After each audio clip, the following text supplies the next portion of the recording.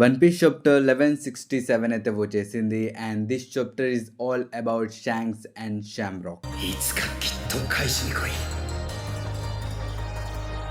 もうすぐ会えそうだな、ルフィ。その海賊は生き別れた私の双子の弟だ。యా guys, I am so late. I know that మీరు కామెంట్స్లో తిట్టమాకండి. దీనికి ఒక రీజన్ ఉంది. నేను స్ట్రేంజర్స్ థింగ్స్ యొక్క సీజన్ 1 స్టార్ట్ చేశాను అనమాట 3 days back. Now I am in season 5. నేను లిటరల్లీ ఇంట్లో కూర్చొని లైక్ ఏం పని లేనట్టు ఇదే చూడడం స్టార్ట్ చేశా అండ్ నాకు టైమే తెలియలా. It's 3 days now. నేను చాలా లేట్గా ఈ వీడియో చేస్తున్నా. I'm really sorry. So yeah, కానీ ఈ చాప్టర్ మాత్రం చాలా బాగుండబోతుంది. మీరైతే ఎండ్ వరకు చూడడం మర్చిపోమాకండి. సో ఇంకేం నేర్చుకున్నా let's start this video. One piece chapter 1167 యొక్క పేరు వచ్చేసి ఎడా సన్. ఈ చాప్టర్ యొక్క కవర్ ప్యానల్ లో మీరు మన నామి యొక్క విలేజ్ ని చూసుకోవచ్చు. ఇక్కడ నామి యొక్క సిస్టర్ కూడా ఉంది. కానీ ఈ చాప్టర్ స్టార్ట్ అయ్యేది 33 years వెనకాల నుంచి. అంటే ఈ టైంలో గాడ్ వ్యాలీ ఇన్సిడెంట్ జరిగి 5 years అయింది. అసలు ఒక్క మాట చెప్పాలంటే ఈ 5 years లో వన్ పీస్ వరల్డ్ కూడా చాలా అంటే చాలా మారిపోయింది. ఇక్కడ మనం మోర్గన్ ని చూసుకోవచ్చు. ప్రస్తుతం తను ఒక ర్యాండమ్ ఐలాండ్ లో కొంతమంది ర్యాండమ్ పైరట్స్ ని ఇంటర్వ్యూ చేస్తున్నాడు అనమాట. ఇక్కడ మన మోర్గన్ అడుగుతాడు, మీరందరూ ఎందుకు ఇంత భయపడి ఉన్నారు, సముద్రంలోకి ఎందుకు వెళ్ళట్లేదు అని చెప్పి తను అడుగుతాడు. ఆ మాట విని ముందున్న వ్యక్తి కంగారు పడుతూ చెప్తాడు, సముద్రంలో ఒక మిస్టీరియస్ క్రీచర్ తిరుగుతుంది. అది ఆ ఫాగ్ లో నుంచి వచ్చి ప్రతి దాన్ని డిస్ట్రాయ్ చేస్తుంది. ఆ క్రీచర్ చాలా పెద్దగా ఉంది అని చెప్పి తను అంటాడు. నిజానికి ఈ ఇన్సిడెంట్ ఈ ర్యాండమ్ ఐలాండ్ దగ్గరే జరగట్లేదు అనమాట.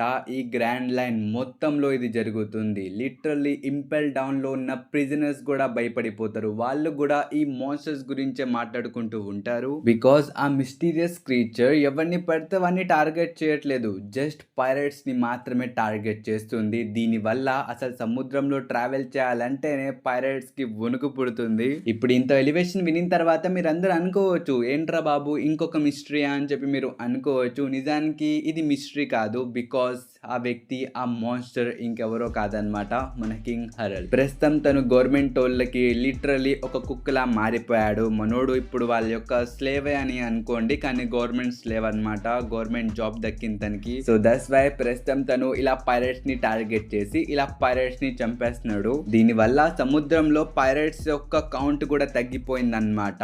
ఇప్పుడు ప్రెజెంట్ పవర్ఫుల్ లో ఉన్న పైరట్స్ ఎవరంటే మన Kaido, Big Mom, White Beard and Roger. ఇంకా కింద షికిని కూడా మెన్షన్ చేశారు. బట్ మనోడు అంత గేమ్ చేయలేదన్నమాట. తను టెరిటరీస్ కోసం ఎక్కడ పడితే అక్కడ కొట్టుకుంటూ ఉంటాడు. సో తన గురించి అంత చెప్పడానికి లేదు. కానీ మన రాజర్ మాత్రం ఆ లాఫ్ టైల్ కి చేరుకున్నాడు అనమాట. తను లిటరల్లీ ఇప్పుడు చాలా పవర్ఫుల్ గా మారిపోయాడు. తన ఇన్ఫ్లుయెన్స్ పెరిగిపోయింది. తను ఇప్పుడు కింగ్ ఆఫ్ పైరట్స్ లా మారిపోయాడు. ఇప్పుడు ఇది చూసి గవర్నమెంట్ వాళ్ళు ఊరుకునే కూర్చోరు కదా, ఎందుకంటే మన ఇముసమ యొక్క ఇన్ఫ్లుయెన్స్ ఉండాలి వరల్డ్ మొత్తంలో. అలాంటిది ఇప్పుడు మన రాజర్ యొక్క ఇన్ఫ్లుయెన్స్ ఉంది అంటే తన పేరు ఎక్కడ చూసినా ఉంది. సో దట్స్ వై మన ఇముసమ ఇంకా గవర్నమెంట్ వీళ్ళందరూ డిసైడ్ అవుతారనమాట ఈ రాజర్ కి బొక్క పెట్టాలని. అందుకనే కొన్ని సంవత్సరాల తర్వాత మన రాజర్ ని వాళ్ళు పట్టేసుకుంటారు. ఆల్దో మన అందరికి తెలిసిందే, మన రాజర్ కావాలని చెప్పి స్వయంగా వెళ్ళి సరెండర్ అయిపోయాడు. బట్ గవర్నమెంట్ వాళ్ళు మాత్రం అక్కడ జనాలందరికీ మేము పట్టుకున్నామని చెప్పి రాసుకున్నారు పేపర్స్ లో, అది వేరే విషయం. కానీ ప్రస్తుతం వీళ్ళు మాత్రం ఇప్పుడు మన రాజర్ ని పట్టేసుకున్నారు. వాళ్ళు ఇప్పుడు మన రాజర్ ని ఎగ్జిక్యూట్ చేద్దామని అనుకుంటారు అందరి ముందు. ఇలా చేయడంతో వాళ్ళకి చాలా బెనిఫిట్ అన్నమాట.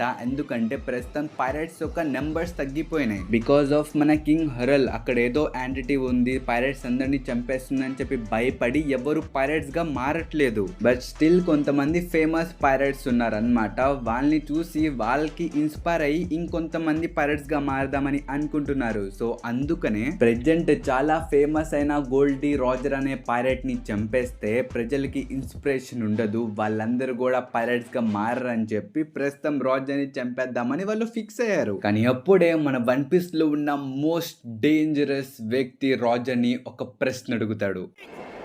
Tell us where in the hell you've hidden all of your treasure! The legendary treasure! The One Piece! Literally ఈ ఒక్క వ్యక్తి వల్ల మన ఈముకి చాలా పెద్ద బొక్కే పడిందన్నమాట. అసలు వీడి వల్ల మొత్తం వన్ పీస్ సినారియో లైక్ వీళ్ళు ప్లాన్ చేసింది మొత్తం దొబ్బింది. ఇక్కడి గవర్నమెంట్ మన ఇముసమ పైరట్స్ ని ఆపుదామని అనుకున్నారు, కానీ ఈ ఒక్క వ్యక్తి వల్ల పైరట్స్ యొక్క కొత్త ఎరా అనే క్రియేట్ అయిపోయింది. దీంతో మొత్తం పవర్ ఇన్బ్యాలెన్స్ అయిపోయింది అనమాట. అంటే ఒకవైపు పైరట్స్ చాలా ఎక్కువ ఉన్నారు, వాళ్ళని ఆపే పవర్ మన మెరిన్స్ దగ్గర లేదు. అందుకనే హరల్ ని కాకుండా ఇంకో 10 మంది జాయింట్స్ ని వాళ్ళ మెరిన్స్ లో జాబ్లు ఇచ్చారనమాట. దాంతో పవర్ కొంచెం పెరిగింది మెరిన్స్ ది. ఇంకంతే కాదు, మన కింగ్ హరల్ కి ఒక ప్రమోషన్ కూడా దక్కింది అనమాట. రాజర్ యొక్క డెత్ తర్వాత మన కింగ్ హరల్ కి ఒక ఇన్విటేషన్ వచ్చింది. దాంతో మరోడు మెరిట్ జోయిస్ కి వెళ్తాడు. ఇక్కడ మీరు కింగ్ హరల్ చేతి మీద ఒక టాటూని చూసుకోవచ్చు. ఇది గాడ్ స్టీల్ యొక్క టాటూ అన్నమాట. ఇంక ఈ టాటూతో మన కింగ్ హరల్ ఒక ఒఫిషియల్ గాడ్ నైట్స్ మెంబర్ గా మారిపోతాడు. ఇంకా బయటికి అనౌన్స్ చేయాల, బట్ స్టిల్ మన గాడ్ నైట్స్ లో ఇప్పుడు తను వన్ ఆఫ్ ది మెంబర్స్. కానీ అలా అని చెప్పి గాడ్ నైట్స్ కూడా అందరూ సేమ్ ర్యాంక్ లో అయితే ఉండరు. ఇక్కడ మొత్తం 3 కాంట్రాక్ట్స్ ఉంటాయి. మన కింగ్ హరల్ ఉంది ప్రస్తుతం లోయెస్ట్ కాంట్రాక్ట్ అన్నమాట. దాని పేరే షాలో సీ కాంట్రాక్ట్. ఇది లోయెస్ట్. దీనిపైన వచ్చేది డీప్ సీ కాంట్రాక్ట్. ఇది చాలా రేర్ అన్నమాట. ఇది చాలా ఫ్యూ మెంబర్స్ కి మాత్రమే ఇది దక్కిద్ది. ఇంకా దీని తర్వాత నెంబర్ 1 కాంట్రాక్ట్ వచ్చేసి ఎబిసల్ సీ కాంట్రాక్ట్. ఇది చాలా అంటే చాలా రేర్ కాంట్రాక్ట్ అన్నమాట. ఇది చాలా తక్కువ మందికే ఇప్పటి వరకు దక్కింది. నెంబర్స్ లో చెప్పాలంటే జస్ట్ 13 మెంబర్స్ కే ఈ కాంట్రాక్ట్ ఇప్పటి వరకు దక్కింది. ఇది చాలా రేర్ అండ్ పవర్ఫుల్ కాంట్రాక్ట్. ఈ మాటలు వినిన తర్వాత మన కింగ్ హరల్ కి ఒక డౌట్ వచ్చింది అనమాట. తను గోరోసేన్ ని అడుగుతారు, ఇంతకీ మీరు గాడ్స్ అని మాట్లాడుతున్నారు కదా, ఆ గాడ్స్ ఎవరు అని చెప్పి తను అడుగుతాడు. ఈ మాట విని మన గాంధీ గోరోసే చెప్తాడు, చూడు కింగ్ హరల్, నీకు ఆ ప్రశ్న యొక్క సమాధానం ఇప్పుడే దక్కదు. ఎందుకంటే నీ యొక్క ర్యాంక్ పెద్దది కాదు, అది చాలా చిన్నది. అట్లీస్ట్ నువ్వు గాడ్ నైట్స్ యొక్క ర్యాంక్ ని సంపాదిస్తే ఆ గాడ్ యొక్క రియల్ మీనింగ్ ఏంటిదో నీకు తెలిసిద్ది. మేము అప్పుడే నీకు చెప్పగలం, నువ్వు అప్పుడు అర్హుడు అవుతావు. సో అప్పటి వరకు నువ్వు ఇలాంటి క్వశ్చన్స్ ఇంకోసారి అడగమాక అని చెప్పి తను అంటాడు. ఈ మాట విని మన కింగ్ హరల్ చెప్తాడు, అసలు ఆ గాడ్స్ సంగతి పక్కన పెట్టేయండి. ఒకవేళ నేను గాడ్ నైట్స్ లో ఒక మెంబర్ గా అయిపోతే మీరు నా కంట్రీని యాక్సెప్ట్ చేస్తారా? అప్పుడు నా కంట్రీ కూడా గవర్నమెంట్ యొక్క ఎలాగా మారిద్దా అని చెప్పి తను అడుగుతాడు. ఈ మాట వినిన తర్వాత ఇక్కడున్న 5 ఎల్డర్స్ అదే మన గోరోసేస్ నవ్వుతారనమాట హరల్ మాటలు విని. వీళ్ళు చెప్తారు, నువ్వు గాడ్ నైట్స్ లో ఒక మెంబర్ గా మారితే దాని అర్థం నువ్వు మా గవర్నమెంట్ యొక్క పార్ట్, నువ్వు మా పార్ట్ అయితే దానికి అర్థం నీ కింగ్డమ్ కూడా మా పార్టే కదా అని చెప్పి వాళ్ళు నవ్వుతారు. ఇంకా దీని తర్వాత వాళ్ళు మన హరల్ కి పర్మిషన్ కూడా ఇస్తారనమాట. గాడ్ నైట్స్ యొక్క టెంపుల్ ని నువ్వు విజిట్ చేయొచ్చు అని చెప్పి వాళ్ళు అంటారు. దాంతో మన కింగ్ హరల్ గాడ్ నైట్స్ యొక్క టెంపుల్ కి కూడా వెళ్తాడు. ఈ ప్లేస్ ని సంగారా అని చెప్పి అంటున్నారు అనమాట. ఐ థింక్ పేరు సరిగ్గా చెప్పారని అనుకుంటున్నా, బట్ ఈ ప్లేస్ ని మాత్రం మనకి ఫస్ట్ టైం ఇంట్రడ్యూస్ చేశారు. అసలు ఇలాంటి ప్లేస్ ఒకటి మెరిట్ జోయిస్ లో ఎగ్జిస్ట్ చేసిద్దనే నాకు తెలియదు, బట్ స్టిల్ గాడ్ నైట్స్ యొక్క హోమ్ అన్నమాట ఇది. ఇక్కడ అందరూ గాడ్ నైట్స్ మాత్రమే ఉంటారు. ప్రస్తుతం మన కింగ్ హరల్ ఫిగల్లాండ్ గాల్లీని కలవడానికి వచ్చాడు. ఇక్కడ మన ఫిగల్లాండ్ గాల్లీ హరల్ కి ఒక పెద్ద స్నేల్ ఇస్తాడనమాట. ఎందుకంటే మన హరల్ ఇప్పుడు పర్ఫెక్ట్ గాడ్ నైట్ కాదు కాబట్టి తను ఇక్కడ స్టే చేయలేడు. అందుకనే వీళ్ళు ఒక స్నేల్ ఇచ్చి, నువ్వు వెళ్ళరా బాబు, ఒకవేళ మాకు బయట పని వస్తే అప్పుడు ఈ స్నేల్ తో నీకు కాంటాక్ట్ లోకి వస్తాం, అప్పుడు నువ్వు వెళ్ళి ఆ పని చేయాలి అని చెప్పి ఇక్కడ బాగా డీటెయిల్ గా ఎక్స్ప్లెయిన్ చేస్తారనమాట. స్పెషల్లీ ఇక్కడ మెన్షన్ కూడా చేస్తారు, ఇక్కడ జరిగిన ఏ మాటలు కూడా నువ్వు బయట ఎవరికి ఇన్ఫార్మ్ చేయకూడదు, లేకపోతే నీతో పాటు నీ కింగ్డమ్ కూడా పోయిద్ది అని చెప్పి వాళ్ళు భయపడతారు. ఇక్కడ మన కింగ్ హరల్ కూడా అండర్స్టాండ్ అని చెప్పి అక్కడ నుంచి వెళ్ళిపోతాడు. ఇక్కడ 4 ఇయర్స్ టైం స్కిప్ జరిగిద్ది అనమాట. మనం 4 ఇయర్స్ ఫ్యూచర్ లోకి వెళ్తాం. ప్రెజెంట్ మన కింగ్ హరల్ నెప్ట్యూన్ తో కలిసి డ్రింక్ తాగుతూ ఉంటాడు.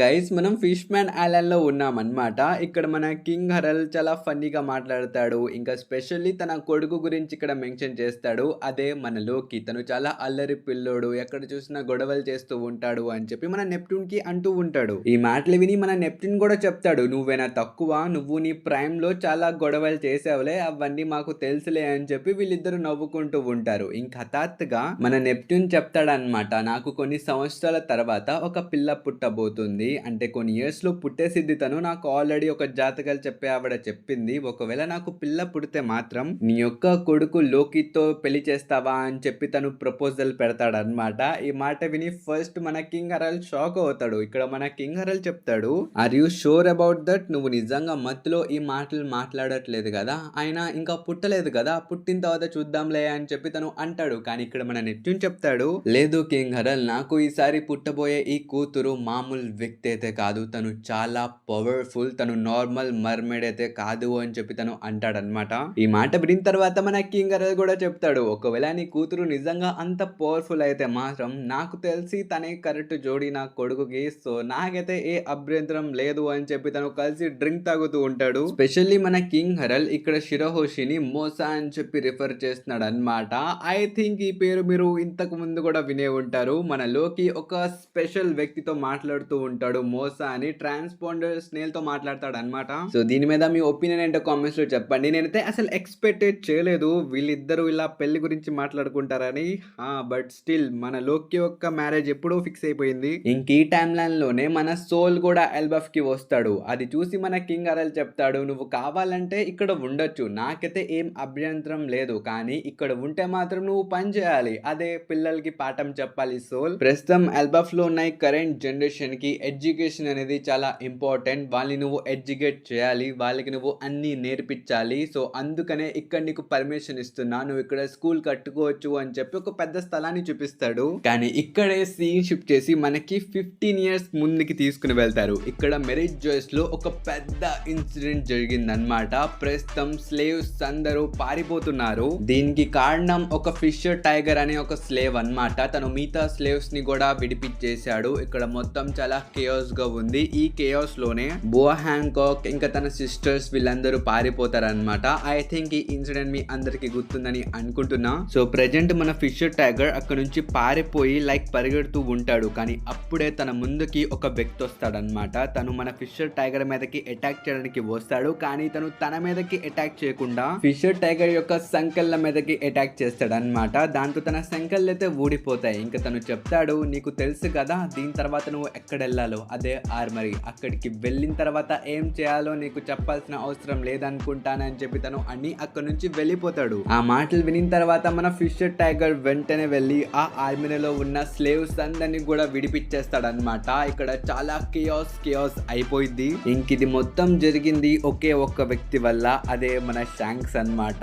అసలు ఆ రోజు చేసింది మొత్తం మన షాంక్సే. మన షాంక్స్ ఫిషర్ టైగర్ ని కాపాడాడు. దాని తర్వాత ఆ ఫిషర్ టైగర్ మిగతా వాళ్ళందరినీ కాపాడాడు. ఇప్పుడు మీరందరూ అడగచ్చు, బ్రో మన షాంక్స్ ఇక్కడికి ఎలా వచ్చాడని చెప్పి మీరందరూ అడగచ్చు. దీని యొక్క ఆన్సర్ తెలియాలంటే మీరు కొన్ని మంత్స్ ముందుకెళ్ళాలి. ఈ ఇన్సిడెంట్ జరిగిన తర్వాత మన కింగ్ హరల్ కూడా మెరిట్ జోయిస్ కి వచ్చి మన ఫిగర్లాండ్ గాలితో కలుస్తాడు అనమాట. ఇంకా తను అడుగుతాడు ఇది మొత్తం ఎలా జరిగింది అని చెప్పి తను అడుగుతాడు. దానికి మన గవర్నర్స్ చెప్తారు కూడా, ఎవరో ఒక గవర్నమెంట్ యొక్క వ్యక్తియే ఆ ఆర్మరీని ఓపెన్ చేశాడు, దాని వల్లే ఇది మొత్తం జరిగింది, అంటే మనలోనే ఒక ట్రేడర్ ఉన్నారు అని చెప్పి ఇక్కడ వీళ్ళు మాట్లాడుకుంటూ ఉంటారు. కానీ అప్పుడే మన ఫిగర్లాండ్ చెప్తాడు, ఇది మొత్తం కాదు హరల్, నువ్వు ఒక వ్యక్తిని కలవాలి, ఇదిగో చూడు తినేష్ షాంక్స్, నా రెండో కొడుకు తినేష్ షాంబ్రాక్ యొక్క తమ్ముడు అని చెప్పి మన షాంక్స్ ని ఫిగర్లాండ్ కింగ్ హరల్ కి పరిచయం చేపిస్తాడనమాట. ఇక్కడ కింగ్ హరల్ షాక్ అయిపోతాడు. తను చెప్తాడు, ఏంటి తిను నీ రెండో కొడుక, కానీ తిని నేను ఎక్కడో చూశానబ్బా అని చెప్పి తను అంటూ ఉంటాడు.